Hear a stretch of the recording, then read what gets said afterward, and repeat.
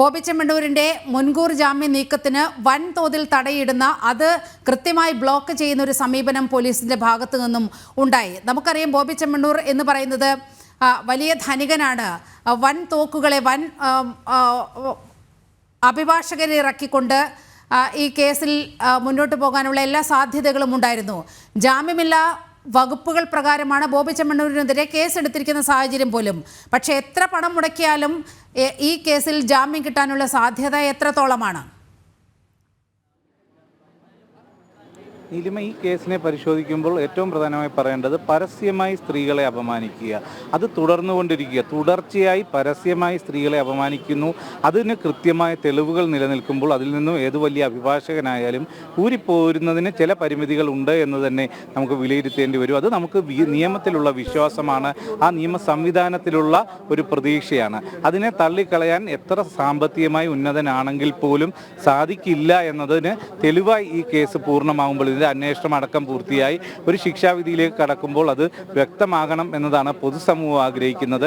അതിന് തുടക്കം കുറിക്കുന്ന പ്രതീക്ഷകൾക്ക് തിരികൊളുത്തുന്നതാണ് ഇപ്പോൾ ബോബി ചെമ്മണ്ണൂരിനെ കസ്റ്റഡിയിലെടുക്കുകയും ജാമ്യമില്ലാ വകുപ്പുകൾ ചുമത്തിയ കേസുകൾ പ്രകാരമുള്ള നടപടികളുമായി പോലീസ് മുന്നോട്ട് പോവുകയും ചെയ്യുന്നത്. അതിൽ ഒരു അറസ്റ്റ് വരികയും തുടർന്ന് ജാമ്യം ലഭിക്കാതെ റിമാൻഡിൽ പോവുകയും ചെയ്യുന്ന ഒരു സാഹചര്യം വരുമ്പോൾ തന്നെ പൊതുസമൂഹത്തിൽ ഇത്തരം പ്രവണതകൾ, സ്ത്രീത്വത്തെ തുടർച്ചയായി അപമാനിക്കുന്ന ഇത്തരം പ്രവണതകൾക്ക് ഒരു അറുതി വരും എന്നത് നമുക്ക് പ്രതീക്ഷിക്കാം. അല്പമെങ്കിലും ബോധമുള്ളവരുടെ ഭാഗത്തു നിന്ന്. ബോധമില്ലാതെ എന്തും വിളിച്ചു പറയുന്ന നിരവധി പേർ സമൂഹ മാധ്യമങ്ങളിൽ ഉണ്ട്. അവരെ നമുക്ക് തടയിടാൻ, അതിന് കൃത്യമായി അവരെ തന്നെ ശിക്ഷിക്കേണ്ടി തന്നെ വരും. എന്തു തന്നെയായാലും ഇപ്പോൾ പോലീസ് മുന്നോട്ട് വെച്ച സമീപനം ഏറെ പ്രശംസനീയമാണ്. അത് ബോബി ചെമ്മണ്ണൂരിൻ്റെ സാമ്പത്തികമായ ഇടപെടലായാലും മറ്റ് നിയമപരമായ ആസൂത്രണങ്ങളും എല്ലാം തന്നെ പൊളിക്കുന്നതായിരുന്നു. മുൻകൂർ ജാമ്യം ഇല്ലെങ്കിൽ ഒളിവിൽ പോവുക, ഇത്തരം നീക്കങ്ങളെ അപ്പാടെ തന്നെ ഒരു നിയമവിദഗ്ധൻ നൽകിയ കാര്യങ്ങൾ നടപ്പിലാക്കാൻ കഴിയാതെ പോലീസിന് മുന്നിൽ അടിയറ വെക്കുന്ന ഒരു സാഹചര്യത്തിലെ അതിനും പോലീസിന് മുന്നിൽ പൂർണ്ണമായും പരാജയപ്പെട്ട് കീഴടങ്ങേണ്ടി വരുന്ന ഒരു സാഹചര്യം തന്നെയാണ് ബോബി ചെമ്മണ്ണൂരിന് ഉണ്ടായിട്ടുള്ളത്. അതുകൊണ്ട് തന്നെ ഇനിയും തുടർന്നുള്ള നടപടികൾ ഇതേ രീതിയിൽ കൃത്യമായി മുന്നോട്ട് പോയാൽ അത് പൊതുസമൂഹത്തിന് വലിയ ഒരു വെളിച്ചം പകരുന്നതായിരിക്കും, ഇല്ലെങ്കിൽ വലിയ ഒരു ശുഭപ്രതീക്ഷ നൽകുന്നതായിരിക്കും എന്ന കാര്യത്തിൽ നടപടികൾ ഇനി എന്തൊക്കെയാണ് നടക്കാൻ പോകുന്നതെന്ന് കണ്ടറിയേണ്ടതുണ്ട്. ഒരിക്കൽ കൂടി അർജുനിലേക്ക് പോകുകയാണ്. അർജുൻ, വയനാട് SP അല്പസമയം മുമ്പ് നമ്മളോട് സംസാരിച്ചിരുന്നു. പോലീസിൻ്റെ ആ നീക്കം വളരെ കൃത്യമായി അദ്ദേഹം തുറന്ന് പറയുകയുണ്ടായി. നിരീക്ഷണത്തിലായിരുന്നു ബോബി ചെമ്മണ്ണൂർ ഉണ്ടായിരുന്നത്. അത്തരത്തിൽ സ്വന്തം റിസോർട്ടിൽ നിന്ന് തന്നെ പിടികൂടുന്ന ഒരു സാഹചര്യം ഉണ്ടായിരുന്നു. തീർച്ചയായും അത്തരത്തിൽ തന്നെയാണ് നമുക്ക് പോലീസിൽ നിന്ന് ലഭിച്ച വിവരവും അത്തരത്തിൽ തന്നെയായിരുന്നു. അതാണ് നമ്മൾ നേരത്തെ പറഞ്ഞത്. ഇത്തരത്തിൽ ഈ ബോബി ചെമ്മണ്ണൂർ ഇവിടെ എത്തി സേഫായി നിൽക്കാമെന്ന് കരുതിയാണ് വയനാട്ടിൽ എത്തിയത്.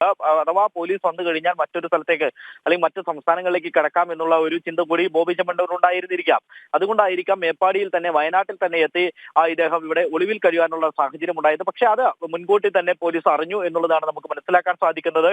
സ്വാഭാവികമായിട്ടും വലിയ വിജിലന്റ് ആയിട്ടുള്ള ഇന്റലിജൻസ് വിഭാഗം ഇവരൊക്കെ കൂടി കൃത്യമായി ഈ ബോബി ചെമ്മണ്ണൂരിന്റെ സ്ഥലം കണ്ടെത്തുകയും ലൊക്കേറ്റ് ചെയ്യുകയും പിന്നീട് ഇത് കൊച്ചി പോലീസ് നേരെ തന്നെ ജില്ലാ പോലീസ് മേധാവിക്ക് തന്നെ ഈ വിവരം കൈമാറുന്ന ഒരു സാഹചര്യം ഉണ്ടായിരുന്നു. തുടർന്ന് ജില്ലാ പോലീസ് മേധാവി SIയോട്, അതായത് സ്ഥലം SIയോട് അടക്കം DYSPയോട് അടക്കം ഈ കാര്യങ്ങൾ ചർച്ച ചെയ്യുകയും പെട്ടെന്ന് തന്നെ അവിടെ എത്തുവാൻ ആവശ്യപ്പെടുകയും ചെയ്യുകയായിരുന്നു. തുടർന്നാണ് പിന്നീട് പോലീസ് ഇത്തരത്തിൽ ഇവിടെ എത്തുകയും പെട്ടെന്ന് തന്നെ ഈ ഒരു റിസോർട്ടിലേക്ക്, സ്വകാര്യ റിസോർട്ട്, അതായത് റിമോട്ട് ഏരിയ ആയതുകൊണ്ട് തന്നെ അവിടെ അധികം ആളുകൾ എത്തില്ല എന്നുള്ള ഒരു വിശ്വാസമായിരുന്നു ബോബി ചെമ്മണ്ണൂരിൽ ഉണ്ടായിരുന്നത്. എന്നാൽ പോലീസ് എത്രയും പെട്ടെന്ന് തന്നെ ആ ഒരു സ്ഥലത്തെത്തുകയും പിന്നീട് ബോബി ചെമ്മണ്ണൂരിനെ കസ്റ്റഡിയിൽ എടുക്കുന്ന ഒരു സാഹചര്യമാണ് ഉണ്ടായിരുന്നത്. നമുക്ക് മനസ്സിലാക്കാൻ കഴിയുന്നത് ബോബി ചെമ്മണ്ണൂരിന്റെ കൂടെ കുറച്ച് ആളുകൾ കൂടി ഉണ്ടായിരുന്നു എന്നുള്ളതാണ് നമുക്ക് മനസ്സിലാക്കാൻ സാധിക്കുന്നത്. അതിനെക്കുറിച്ചുള്ള കൂടുതൽ വിവരങ്ങൾ ഇനിയും വരേണ്ടതുണ്ട്. ഇതിനാൽ തന്നെയും അതിനുശേഷം ബോബി ചെമ്മണ്ണൂരിനെ പിന്നീട് ആ സ്വകാര്യ വാഹനത്തിൽ, ബോബി ചെമ്മണ്ണൂരിന്റെ തന്നെ സ്വകാര്യ വാഹനത്തിൽ ഇത്തരത്തിൽ AR ക്യാമ്പിൽ എത്തിക്കുകയും അർജുനാണ്